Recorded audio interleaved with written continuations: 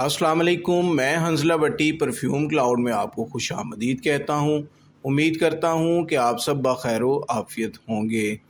آج ہم ایک بہت ہی امپورٹنٹ اور انٹرسٹنگ پرفیوم انگریڈینٹ کے بارے میں بات کرنے والے ہیں۔ میری مراد ہے ٹونالائٹ۔ اگر ابھی تک آپ نے ہمارا چینل سبسکرائب نہیں کیا تو برائے مہربانی ہمارا چینل سبسکرائب کر لیں۔ یہ ایک سائنتھیٹک مسک کمپاؤنڈ ہے جو ماڈرن پرفیومری میں بہت زیادہ استعمال ہوتا ہے۔ آپ نے اکثر مسک بیس پرفیومز کا نام سنا ہوگا اور ٹونالائٹ انہی سائنتھیٹک مسک میں سے ایک ہے جو پرفیومر کے لیے ایک بیک بون کا کام کرتا ہے۔ سب سے پہلے ہم بات کر لیتے ہیں اس کے چیک لسٹ یا کانٹینٹ انڈیکس کے حوالے سے۔ تو اس میں ہم بات کریں گے کہ ٹونالائٹ کیا ہوتا ہے، پرفیوم میکنگ میں اس کا رول کیا ہے، اس کی اسمیل پروفائل کیا ہے، کون سی پرفیوم کیٹیگریز میں یہ استعمال ہوتا ہے، ڈوزیج اور کنسنٹریشن، اس کی اسٹیبلٹی اور شیلف لائف، ٹونالائٹ کا الٹرنیٹیو اور پھر کنکلوژن۔ آئیے سب سے پہلے ہم بات کر لیتے ہیں کہ ٹونالائٹ ہوتا کیا ہے۔ ٹونالائٹ ایک پولی سائکلک مسک کمپاؤنڈ ہے جو 1970s کے بعد پرفیوم انڈسٹری میں استعمال ہو رہا ہے۔ یہ نیچرل مسک ہے جو پہلے ڈیئر مسک سے ملتا تھا۔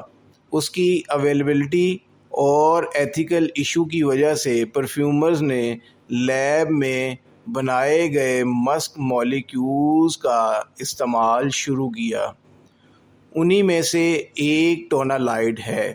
یہ وائٹ کرسٹلائن پاؤڈر ہوتا ہے اور اس کی اسمیل ایک کلین، مسکی، تھوڑی سویٹ اور پاؤڈری سی ہوتی ہے۔ پرفیوم میں اس کا رول کیا ہے، اس کے بارے میں بات کرتے ہیں۔ پرفیوم میکنگ میں ٹونالائٹ کا رول بہت ضروری ہے۔ یہ ایک فکسیٹیو اور بیس نوٹ کے طور پہ کام کرتا ہے۔ سب سے پہلے یہ پرفیوم کی لاسٹنگ کو انہینس کرتا ہے۔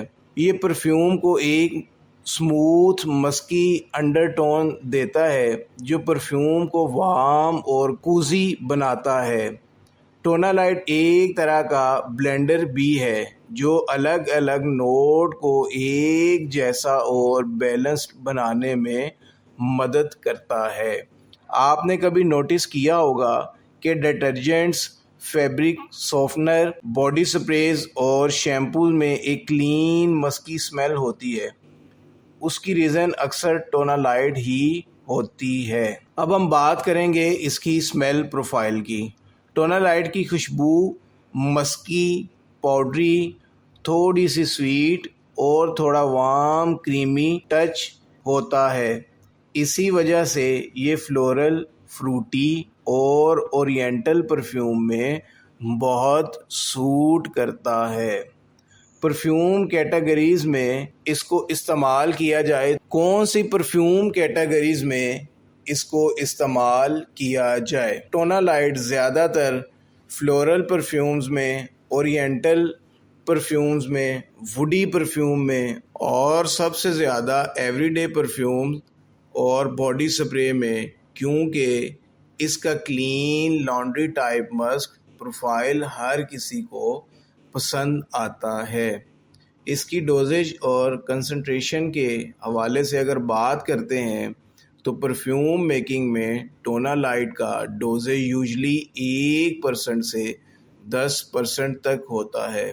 لائٹ فلورل پرفیوم میں کم، لانگ لاسٹنگ اور اورینٹل یا مسکی پرفیوم میں تھوڑا زیادہ استعمال ہوتا ہے۔ یہ اپنی اسٹیبلٹی اور پرفارمنس کی وجہ سے پرفیومرز کا فیورٹ ہے۔ اگر ہم اس کی اسٹیبلٹی اور شیلف لائف کی بات کرتے ہیں تو ٹونالائٹ ایک بہت اسٹیبل کمپاؤنڈ ہے۔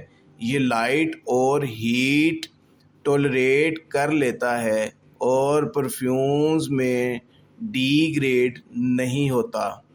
اس وجہ سے پرفیوم کی شیلف لائف اور پرفارمنس دونوں امپروو ہو جاتی ہیں۔